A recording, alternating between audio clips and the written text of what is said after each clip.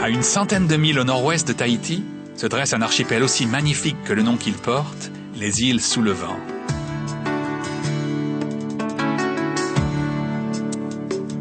C'est de son île principale, Raiatea, que s'élancèrent jadis les marins polynésiens qui naviguèrent jusqu'à Hawaï, jusqu'à l'île de Pâques ou la Nouvelle-Zélande.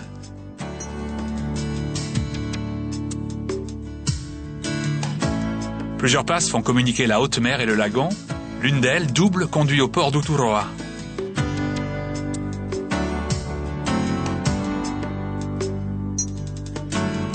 La petite capitale n'a pas beaucoup changé, même si on a construit sur le rivage un vaste quai d'accueil pour paquebots de croisière.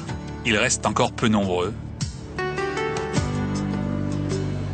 Sur le sol pavé, ces motifs s'inspirent de la fleur endémique de Raiatea, le Tiare Apetai, qui ne pousse que sur les flancs du mont Temeani. C'est désormais une espèce protégée, sa cueillette est maintenant interdite.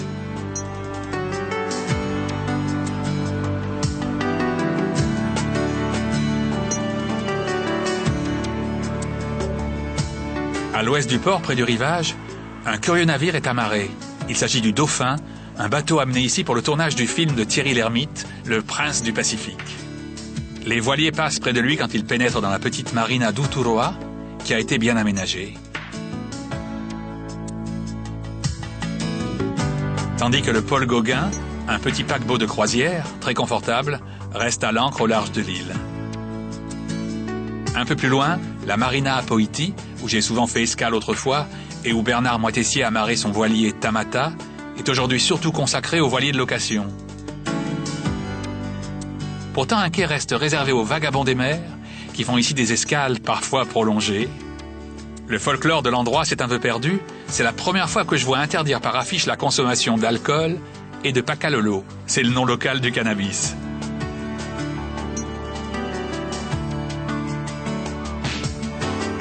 Non, les compagnies de charter installées à Poiti sont des affaires sérieuses. Et passer une semaine ou deux à bord d'un de ces voiliers de location est une des manières les plus agréables et somme toute une façon assez économique de découvrir les merveilles des îles sous le vent. Seuls les bateaux à faible tirant d'eau peuvent longer la côte ouest de Raiatea à l'intérieur du lagon. Les quillards doivent sortir un instant au large et rentrer à nouveau dans le lagon plus au sud, à proximité d'une petite île ronde qui semble tout droit sortie d'un rêve heureux.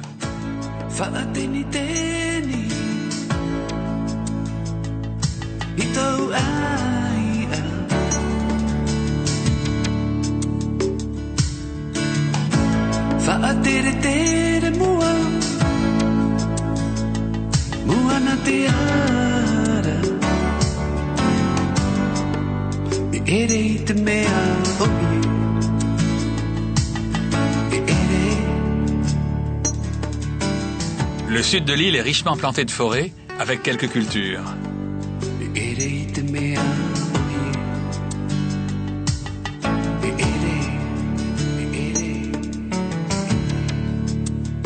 Au sud du lagon, cette île merveilleusement belle a été récemment achetée par un riche Américain.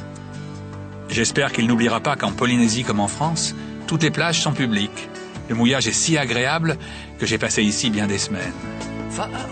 Voleur d'images, je suis un voleur d'images. Et dans mes souvenirs, des chagrins, des plaisirs, des rêves, des désirs, des joies, des soupirs. Mais je dois repartir.